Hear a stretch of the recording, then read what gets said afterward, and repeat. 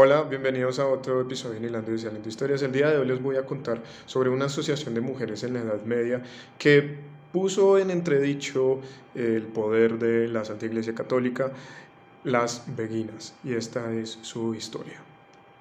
El movimiento del beguinaje o pues de las beguinas es muy difícil de establecer, ya que como tal es pues una asociación de mujeres que sí eran muy religiosas, pero que nunca pues se enclaustraron pues en un monasterio o pues sí, no eran monjas como tal, eh, ya que pues, muchas mujeres de muchos estratos sociales en la Edad Media en Europa, pues fueron miembros pues, de las beguinas, de este movimiento del beguinaje. Mientras que, digamos, en los monasterios las monjas, la mayoría de monjas pertenecían a la clase alta europea. El inicio del movimiento de las beguinas empieza entonces con María de Oignies, quien al casarse, pues ella proviene de una familia noble y se casa con un mercader muy rico a los 14 años de edad. Sin embargo, pues ella eh, está convencida de que va a vivir su vida de una forma muy piadosa.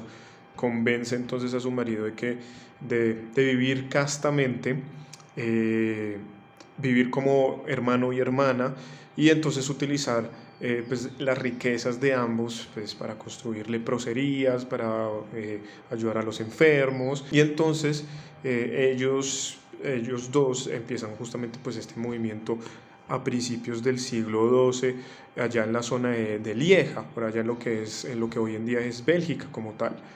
Ambos entonces, ya que pues dejaron sus riquezas, vivían básicamente de los trabajos manuales que pues los dos hacían.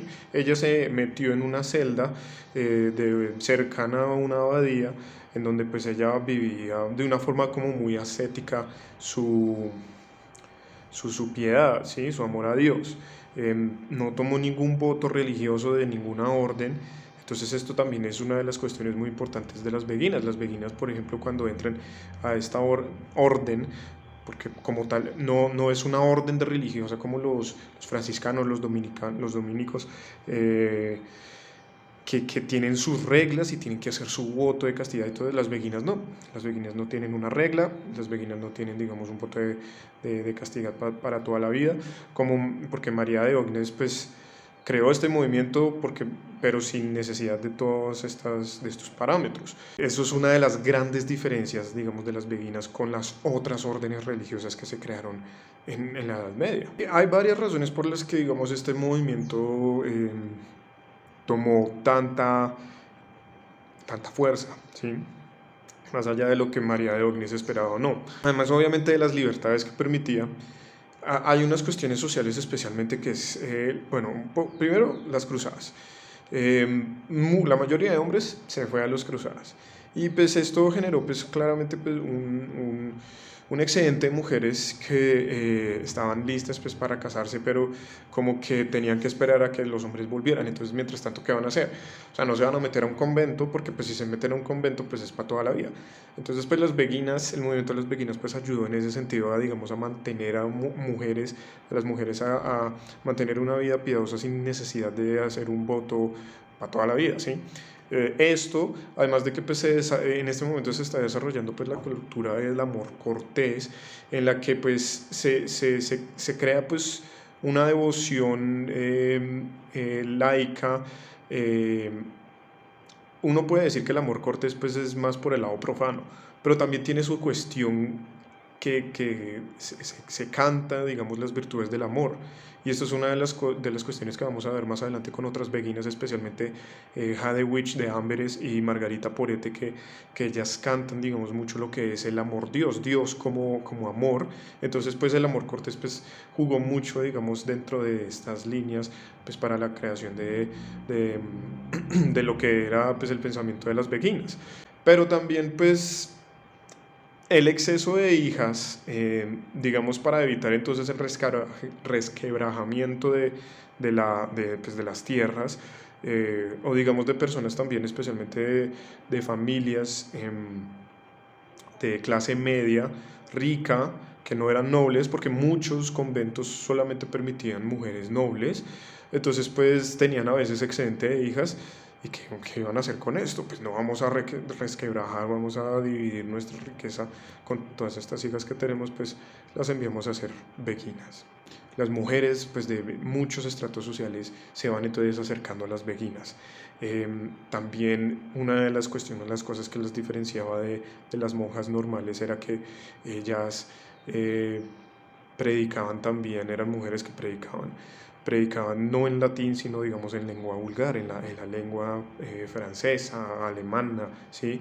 Lo que hacía que entonces les llegara el mensaje pues, a personas de todos los estratos sociales. Y justamente el movimiento de las beguinas, por su naturaleza, empezó a obtener las sospechas de la Iglesia Católica, porque no estaban circunscritas a ninguna orden, no, no iban básicamente como un poco en contra de lo que era el sacerdocio normal.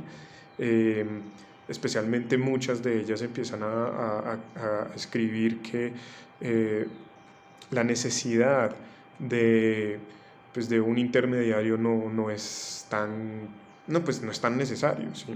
Para 1311 llega el punto álgido de toda esta cuestión y el Papa Clemente V entonces condena todo el movimiento bajo pena de excomunión. Y básicamente el movimiento pues se cayó.